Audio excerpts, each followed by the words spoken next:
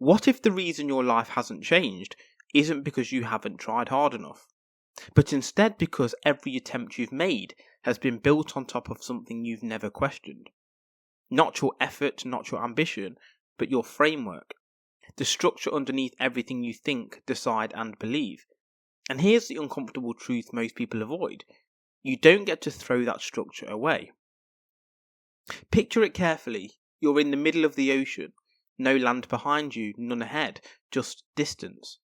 Quiet, endless, and slightly unsettling. Beneath your feet is a wooden boat. It's not something you designed. You didn't choose the materials and you didn't consciously build it. But it's carried you this far. And for most of your life, that's been enough. You trust it because you have to. Then one day you notice something small. A crack in the wood near your feet. At first it's nothing. Easy to ignore, but over time it widens. Water begins to seep in, not enough to panic, just enough to notice. Then another crack appears, and another. Now it's no longer something you can dismiss. There's pressure building. A quiet realization begins to form. This structure you've relied on your entire life might not be as solid as you thought. Your instinct is immediate and completely human. I need a new boat. A clean slate, a fresh start, something stronger, something better, something built properly this time. But when you look around, there's nothing. No dock, no replacement, no moment where you step out of this situation and begin again from solid ground. You're already too far out, and that's when the reality sets in. You don't get a new boat, you have to fix this one. So you kneel down and start working. You put a plank from a stronger section and use it to reinforce the crack.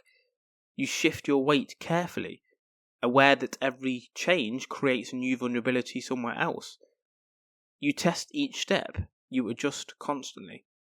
You learn in real time which parts of the structure can still hold you and which ones were weaker than you realised. And you do all this while staying afloat, while depending on the very thing you're repairing, while knowing you can't stop. So this is a metaphor introduced by Otto Neurath, a thinker working in the early 20th century who challenged the idea that knowledge begins from certainty. His argument was simple but profound. We don't build our understanding of the world from a perfect foundation, we build it from within. We are like sailors rebuilding our ship while staying afloat on the sea. You don't step outside your beliefs and construct something flawless.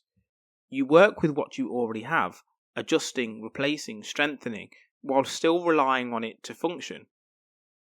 And once you understand that, something shifts, because it forces you to confront the fact that your thinking isn't neutral, it's constructed. Every belief you carry right now about money, success, relationships, even your own identity has been built over time. Not deliberately, but gradually, through repetition, experience, and exposure. You absorbed ideas from your environment before you were even aware you were doing it. You watched how people behaved, how they spoke, what they valued, what they feared, and without realizing it, you incorporated those patterns into your own structure. Over time, those patterns became assumptions. Those assumptions became beliefs, and those beliefs became your version of reality. So when something in your life stops working, you don't approach it from a blank slate. You approach it from within that structure. Which means in many cases, you're trying to solve problems using the same framework that created them. So take someone trying to break through financially. They're putting in effort, they're learning, improving, taking action. From the outside, everything looks like it should be working. But underneath that effort, there are quieter beliefs operating in the background. That money is difficult to earn, that success belongs to a different kind of person, that pushing too far might come with consequences, loss, pressure, isolation. These aren't always conscious thoughts, they're embedded into the structure. So even as this person builds better habits, they're still relying on a framework that resists the outcome they want. At some point, progress slows, opportunities are missed, decisions become more cautious, not because they lack ability, but because the structure underneath can't support what they're trying to build. Now look at relationships. Someone says they want something stable, consistent and grounded, but their past experiences have shaped a different internal model, one where relationships were unpredictable, where attention had to be earned, where stability wasn't the norm. So when something secure enters their life, it doesn't immediately register as right. It feels unfamiliar, and unfamiliar in this context can feel uncomfortable. So they begin to question it, overanalyze it, create tension where there wasn't any, not intentionally but structurally. They're responding to the situation using a framework that wasn't built for it, and over time, that mismatch erodes something that could have worked. Now widen the lens. It's not just that you're rebuilding your boat. Everyone is. But not everyone started with the same materials. Some people began with stability, clear guidance, supportive environment, consistent feedback. Their structure had fewer weaknesses to begin with. Others started in conditions that required constant adjustment, uncertainty, pressure, limited resources. They've been repairing from the beginning. So when two people look at the same situation, they're not just forming different opinions, they're interpreting it through entirely different constructions. That's where friction comes from. Not a lack of intelligence, not a lack of effort, but a difference in structure. The real issue isn't that your framework exists, is that it often goes unexamined. If your boat's worked well enough to keep you moving, you stop questioning it.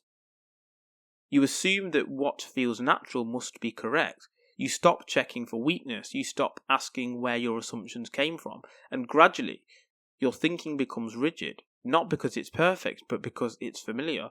That's where growth stalls, not at the level of effort, at the level of awareness. Real growth isn't about becoming a completely new person.